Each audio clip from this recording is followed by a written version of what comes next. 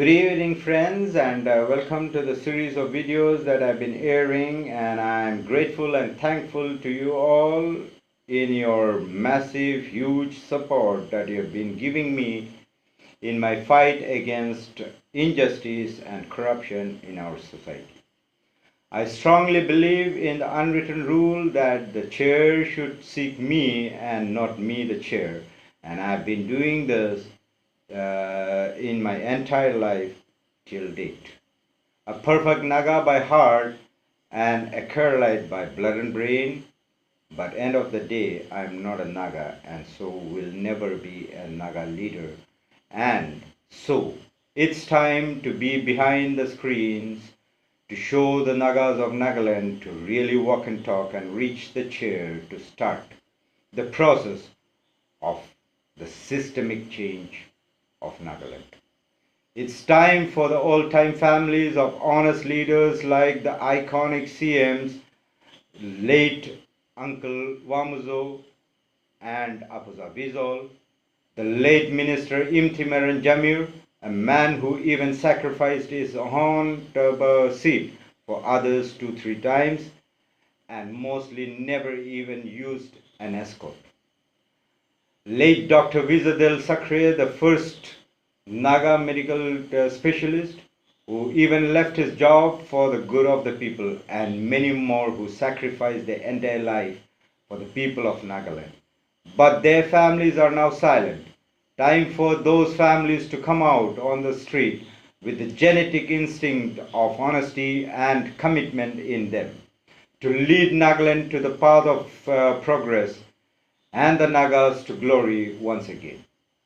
To be very frank and honest and open, I never got into Nagaland politics to make a name or a frame.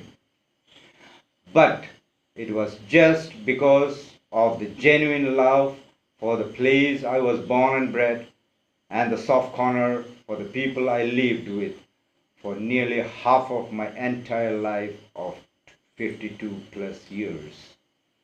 This feeling is the same for every human, and she will always have a soft corner for the land she was born and bred, and for those people with whom she spent all their time in those wonderful times of life, and that is of the childhood, teens, and the youth. I am not worried of any new parties that are formed in Nagaland by the present political leaders of Nagaland politics, as I've been predicting this for long, and the people of Nagaland know of how committed they all were and are, and so no explanations and expansions required. I don't know who have been appreciating me, who were not, who do or don't now. But I know that whatsoever few party people or few on Facebook or other virtual media think or say, there is a big mass of Nagas, and that is of the villagers and women, love me and regard me. A big number of Nagas outside Nagaland regard me. A huge mass of Naga youth have trust in me. Many an intellects waiting for me to politically open my mouth to join the movement. Many a Naga pastors indirectly spreading Javi. Many present political leaders confused and frustrated, and many a Yuji looking at me with respect. All this I have been personally observing in my journey of rediscovering the place I was born and bred after a massive gap of 30 years to the roots, and that is to the villages, as I was not concentrating in the towns alone in my travel to Nagaland for the past 3 years. I'll always be there with the Nagas to see that my land and people start seeing the world with a new difference that will lead to its prosperity, be it party or no party. Or a new party if I have to form it, or a massive northeastern state alliance of parties, except Congress, the NPF, and few others. I am determined to see that my vision and plans for the start of the change of Nagaland kicks off. But it will all depend on the party team of how I work in terms of being the official state in charge of Aam Aadmi Party Nagaland, and will all be crystal clear in another couple of days. Aam Aadmi Party Nagaland is gearing up for the upcoming assembly elections and intends to stand in all the constituencies. And though I have been identifying and have identified many people and families of social rapport who are not interested in the game of money, as AAP and I in person is dead against that and has no funding from the central committee like other parties.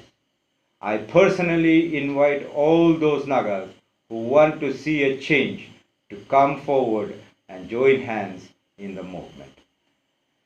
As long as Mr. Pillai and the multi-crore issue is concerned, let me cool down a little and come back to you all with details.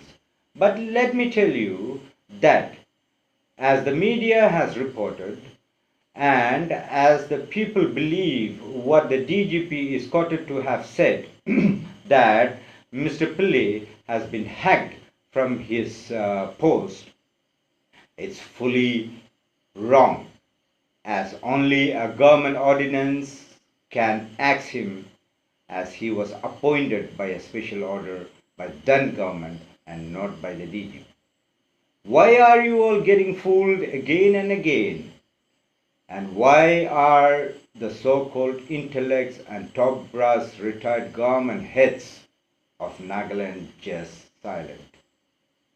I feel very funny that all these rulers of Nagaland fooling the innocent public for years, and you all are against those weapons like Mr. Pillai and many more, that these uncommitted, selfish bunches of Indian Nagaland political leaders and bureaucrats have been using to fool and loot you for the last 2-3 decades.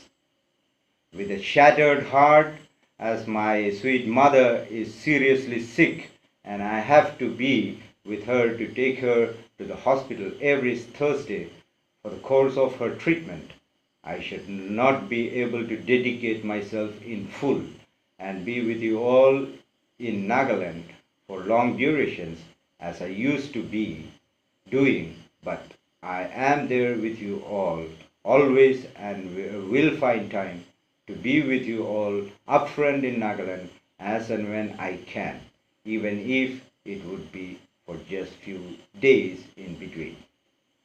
All our prayers and blessings are with you all and will be of any help for any Naga who is down south, be it for studies, job and treatments, or be it just for a leisure trip. You can count on me forever till I bite the dust. Kuknalim and sayonara for now.